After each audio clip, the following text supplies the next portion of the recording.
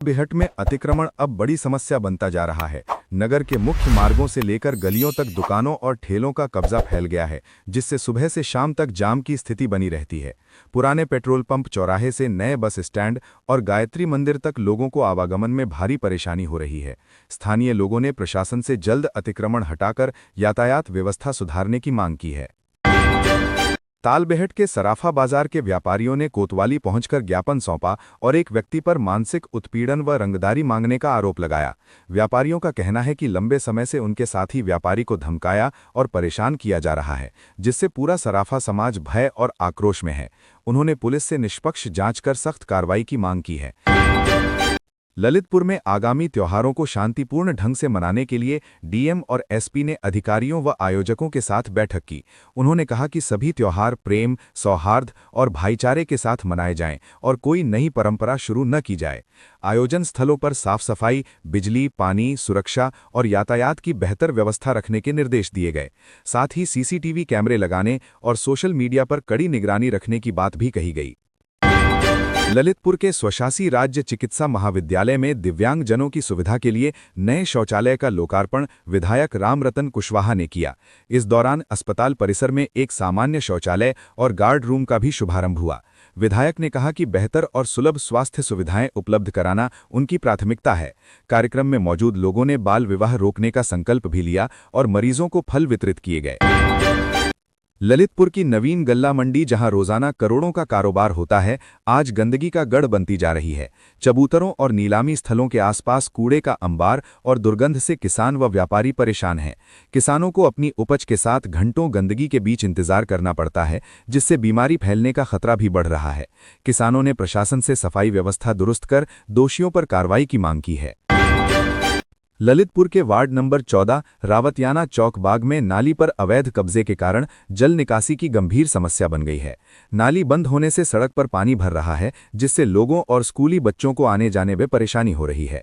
मोहल्ले वासियों ने जिलाधिकारी को ज्ञापन देकर कब्जा हटवाने और नाली की सफाई व मरम्मत कराने की मांग की है, ताकि क्षेत्र में जल भराव की समस्या से राहत मिल सके।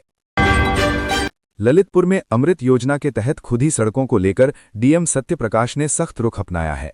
जल निगम और नगर पालिका से सभी खुदी सड़कों की सूची मांगी गई है और संयुक्त टीम बनाकर सत्यापन के आदेश दिए गए हैं।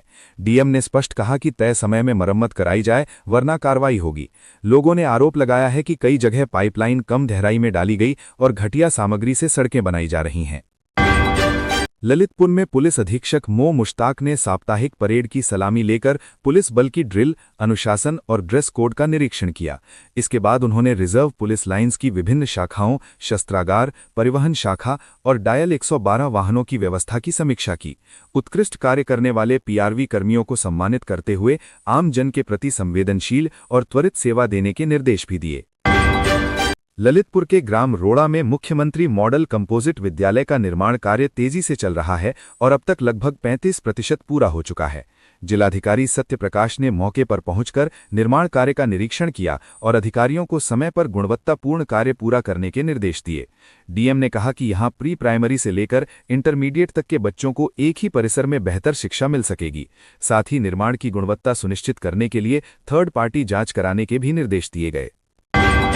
महरौनी में गणाचार्य विशुद्ध सागर महाराज के परम शिष्य मुनिश्री सौम्य सागर महाराज और मुनिश्री जयंत सागर महाराज का मंगल प्रवेश हुआ, जहां जैन समाज ने उनका भव्य स्वागत किया। धर्मसभा में मुनिश्री सौम्य सागर महाराज ने कहा कि श्रद्धा, ज्ञान और आचरण की त्रिवेणी ही मोक्ष का सच्चा मार्ग है, जिसे जैन दर्शन में रत्नत्रय कहा गया है। उन्होंने बताया कि केवल ज्ञान या श्रद्धा से नहीं, बल्कि संयमित और शुद्ध आचरण से ही आत्मा की उन्नति संभव है। बड़ी संख्या में श्रद्धालुओं ने प्रवचन सुनकर आध्यात्मिक लाभ प्राप्त किया। ललितपुर के नदीपुरा निवासी मोहम्मद अवाज उर्फ बबलू ने अपने रिश्तेदारों पर करोड़ों की संपत्ति हड़पने के लिए फर्जी वसीयत बनाने का आरोप लगाया है। पीड़ित के अनुसार स्वर्गीय अब्दुल रसीद की असली वसीयत 2014 में उनकी पत्नी और बेटी के नाम थी, जिसे हाईकोर्ट से मान्यता भी मिली थी।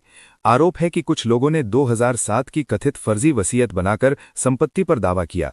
मामले में अदालत के आदेश पर पुलिस कोतवाली ने आईपीसी की धारा 420, 467, 468, 471 और 120 बी के तहत मुकदमा दर्ज कर जांच शुरू कर दी है। ललितपुर में राष्ट्रीय खाद्य सुरक्षा अधिनियम के तहत फरवरी 2026 का निशुल्क राशन वितरण 8 से 26 फरवरी तक किया जाएगा।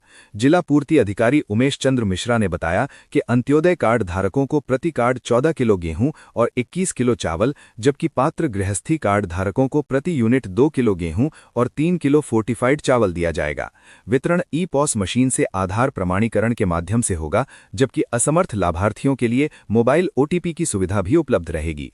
सभी पात्र उपभोक्ताओं से समय पर राशन प्राप्त करने की अपील की गई है।